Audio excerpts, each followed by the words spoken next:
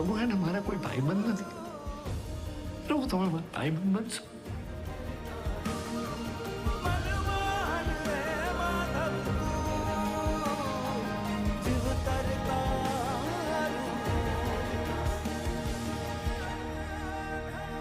તમને ખબર છે એવું કહેવાય છે કે કૃષ્ણ ભગવાન એમના ભક્ત નરસિંહ મહેતા માટે 52 વાર અહીંયા આવ્યા છે જુનાગઢ.